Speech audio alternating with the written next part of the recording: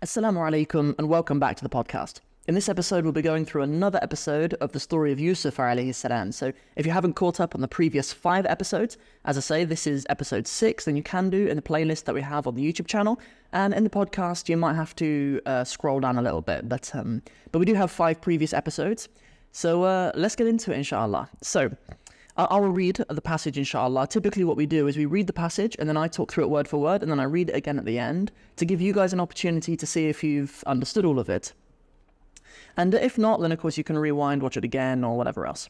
Okay, so Bismillah, let's have a read. وكان يوسف ولدا صغيرا فحكى الرؤيا لإخوته وغضب الإخوة جدا لما سمعوا الرؤيا واشتد حسدهم واجتمع الإخوة يوما وقالوا اقتلوا يوسف أو اطرحوه أرضا بعيدة حينئذ يكون أبوكم لكم خالصا ويكون حبه لكم خالصا قال أحدهم لا بل ألقوه في بئر في طريق فيأخذه بعض المسافرين ووافق عليه جميع الإخوة. طيب, فلنبدأ. Let's begin then. So, وكان يوسف ولدا صغيرا. We have a beautiful kana sentence here. Textbook kana stuff. So kana puts it in the past. It literally means was, really. And was Yusuf a small boy? وكان يوسف ولدا صغيرا. We could put any sifa actually in here. We could say وكان يوسف غلاما ذكيا. We could say Yusuf was a clever young lad, for example. Or we don't have to use a sifa necessarily, an adjective. It could be something else. We could say وكان يوسف نبيا, and Yusuf was a prophet. So فحكى, so he حكى. If you've been following along with our Palestine series, you'll probably know that the verb haka is used in like lots of dialects of Arabic to mean to speak, but it's used in Fusha to mean to narrate or to tell a story about something. Literally, it's where we get the word hikaya from, that we use in Arabic for sort of a tale. If you tell a tale, it's a hikaya. You have hikayat. There's always hikayat in all different cultures, tales of different things. So, فَحَكَى الرُّؤْيَا لِإِخْوَتِهِ. He narrated or he told the tale of the ru'ya. A ru'ya is his vision. Okay, it's often translated to his dream, but a ru'ya doesn't have to be when you're asleep. It's just from the verb ra'a, meaning to see. لِإِخْوَتِهِ, to his ikhwa. His ikhwa are his brothers. One akh is a brother. Ikhwa, with a ta' madbuta on the end, is a plural of akh. There's another one, ikhwan, as well. Not to be confused with akhan, which would mean 2 brothers. If you had akhani, it would be 2 brothers. Not that. It would be ikhwan, but this is the word ikhwa with a ta' madbuta at the end. Ikhwatihi, his ikhwa, to his brothers. وَغَضِبَ الْإِخْوَةُ, good. غَضِبَ is the verb from meaning to become angry. We get useful adjectives from this, like the word غضبان, for example. غضبان meaning to be angry. And غضبان, I'm angry. And we typically use غضب min something. If you'd say, for example, لا تغضب مني, don't be angry with me. غضب min somebody. You're angry not at somebody, but from somebody in Arabic. غضب min. Very nice. So, وَغَضِبَ الْإِخْوَةُ. Okay, although ikhwa has a ta' madbuta, it is not feminine. Okay, there's a handful of words in Arabic which, although they have a ta' madbuta on the end, they are not feminine. And usually you know them by their meaning. Examples would include the word khalifa. The khalifa of the Muslims is only a man, so it's a masculine word by its meaning.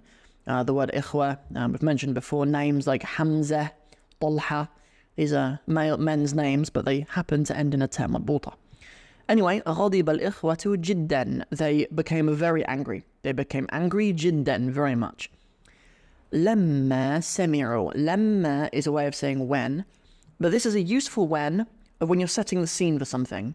لَمَّا كُنْتُ طِفْلًا, whatever. When I was a child, I did this and that. لَمَّا كُنْتُ فِي الْمَدْرَسَةِ. When I was at school, I did this and that. Okay? It's kind of a when of setting the scene. You don't use this lemma when you're asking a question. If you say like when did you arrive, for example, I don't say lemma wasalta. It's not a question. You say meta wasalta. Lemma is for setting the scene. Just yesterday, a couple of Egyptian guys moved into my building here. And I asked them when they arrived, and I said, Meta wasalta? When did you arrive, literally? But if I said, Lemma wasalta, they'd still be looking at me like, okay, then what happened? Like, as if I'm telling a story. Anyway, so when they heard الرؤيا, اشتد means it strengthened, it became more severe. حسدهم, their hasad, اشتد, from the word shadid, meaning severe. Even the word shadda, the little W-shaped thing we put on top of letters. And in fact, there is a shadda in the word ishtadda, by no coincidence. So their hasad, their envy, ishtadda, it's strengthened. وَاجْتَمَعَ الْإِخْوَةُ يَوْمًا. Ijtama'a, it means they came together. Ijtama'a, just like the word Jum'ah, when we pray Salat al-Jum'ah, it's when we come together to pray the Salah. Or even if we pray Salah in Jama'ah, it's when we're praying as a group. Okay, so the brothers came together. وَاجْتَمَعَ الْإِخْوَةُ يَوْمًا, on a day. Okay, on a day. We would call this, the actual grammatical term, we'd call it a maf'ul fihi, I think, if you use that for a time or a place in which you do something. Because it's not a maf'ul bihi, it's not that they met. They didn't meet a day, they met each other, but it was on a day, so it's not a maf'ul bihi. We call this a maf'ul fihi grammatically. وَقَالُوا, and they said, اقتلوا Yusuf, they said, kill Yusuf. If you were saying this to one person, it would be uqtul, but as you're saying it to a group, اقتلوا, all of you, اقتلوا Yusufa, kill Yusufa. أو اطرحوه. Okay, اطرح would mean to cast someone away or to throw something. اطرحوه أو اطرحوه is how it is, but because it's يطرحه, so it's يطرحه, isn't it? It'd be itrah, not utrah. It's itrah. Forgive me. I probably won't edit that out because I hate editing. But the correction is because it's as a fath on the ra, itrah, أو اطرحوه أرضا, or cast him into an ard. Cast him into an ard, into a land, بعيدة. بعيدة meaning far away, and in the feminine because ard is a feminine word. حينئذ, حين.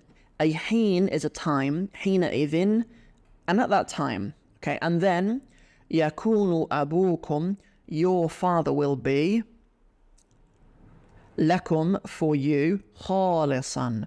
So خالص here means sort of without distraction, so solely, let's say exclusively, like exempt from anything else, right? خالص. There's a term in Arabic for like tax exemption, I think, which is خالص الضريبة, خالص الضريبة, to tax exempt.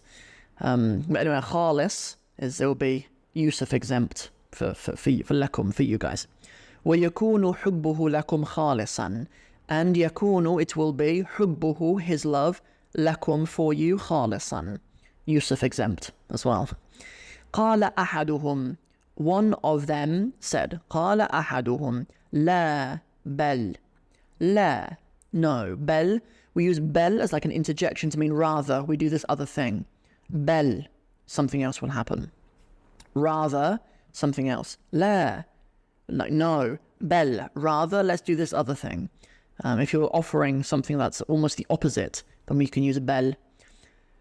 Alquhu, alquhu, this verb alqa is also used, it's used the same way actually in Surah Taha, when Allah Azza wa Jal commands Musa, alqiha ya Musa, cast it down, O Musa. This is alqu in the plural, alqu, cast who, him, throw him, fi bi'rin, in a bi'r. A bi'r is a well, and it's actually feminine as well, bi'r as well. It's among few words in Arabic which do not have a ta' marbuta but are feminine, like ard, like we saw earlier. Okay, alquhu fi bi'rin, throw him in a well, fi tariqin, on a way. A tariq is a way. يأخذه بعض المسافرين. بعض meaning some of المسافرين, some of the مسافرين, some of the travelers will take him, from this verb أخذ, يأخذ, but يأخذه, they take him, بعض المسافرين, some of the travelers. The term musafir is a very useful term in all of Arabic, really. If you are a musafir, when you can like shorten your salat, shorten your prayers and combine your prayers, for example. ووافق عليه جميع الإخوة. ووافق, and they agreed. وافق عليه, they agreed upon it. ووافق عليه, they agreed upon it. جميع الإخوة, all of the ikhwa. So why do we use wafaqa in the singular here? You might wonder. So it's actually because jami'u is the fa'il. Jami'u is the subject of wafaqa. So you know, there's this rule in Arabic that took me years, to be honest, to understand this. But if you're mentioning the fa'il, you're mentioning the subject in a jumla fi'liya, in a verb sentence, you use a singular verb at the beginning. Even if it's a group. In this case, actually, the word jamia, even though it means a group, it is actually a mufrad. It is actually a singular. But al-ikhwa is plural, isn't it? And, you know, that rule holds true, even if it's not exactly what's going on here. Yeah, okay, so that is everything for this passage. Let me read through it again, inshallah, to see how much of it you've understood. So, وَكَانَ يُوسُفُ وَلَدًا صَغِيرًا فَحَكَى رُؤْيَا لِإِخْوَتِهِ وَغَضِبَ الْإِخْوَةُ جِدًّا لما سمعوا الرؤيا واشتد حسدهم واجتمع الإخوة يوما وقالوا اقتلوا يوسف واطرحوه أرضا بعيدة حينئذ يكون أبوكم لكم خالصا ويكون حبه لكم خالصا. قال أحدهم لا بل ألقوه في بئر في الطريق يأخذه بعض المسافرين ووافق عليه جميع الإخوة. Very nice. So one last thing I didn't mention actually, with the word al-musafirina, why al-musafirina instead of musafiruna? Musafirina, because this is an idafa structure here. This is بعض المسافرين, some of the musafirin. That's how بعض is used. Although it's not, it doesn't sort of typically look like a traditional idafa. Like if you were to say, you know, babul bayti, for example, the door of the house, that fits quite nicely, but doesn't really fit to say the sum of the travelers. But that is what's going on. We use ba'du like an idafa, just like we use a meaning which or any, kull meaning all of, and even jamir here actually, where we say jami'ul ikhwati, all of the ikhwa, the group of the ikhwa, the group of the brothers. Okay, thank you so much for listening, you guys listening on the podcast, and for those of you watching on YouTube as well, thank you so much. In tomorrow's episode, we're actually continuing with something to do with the Prophet Yusuf alayhi salam, but we're doing something from the Quran. So a lot of you guys really enjoyed a Quranic Arabic dialogue that I did previously on my podcast and YouTube channel. So I found another dialogue between Yusuf alayhi salam and his father from the Quran. So I wanted to break down that tomorrow, inshallah, so we'll do that. And then I want to end the episode by saying thank you so much for those of you who have joined Patreon. It means the world to me, for those of you who contribute, be it £1 or £5 or whatever a month, to be part of that community. And you guys are the ones sponsoring and supporting the podcast and all of this daily content as well. So I want to say from the bottom of my heart, thank you so much. And I'll see you guys tomorrow for another episode of the Arabic with Sam podcast. And may Allah bless you guys with beautiful Arabic. Assalamu alaikum wa rahmatullahi wa barakatuhu.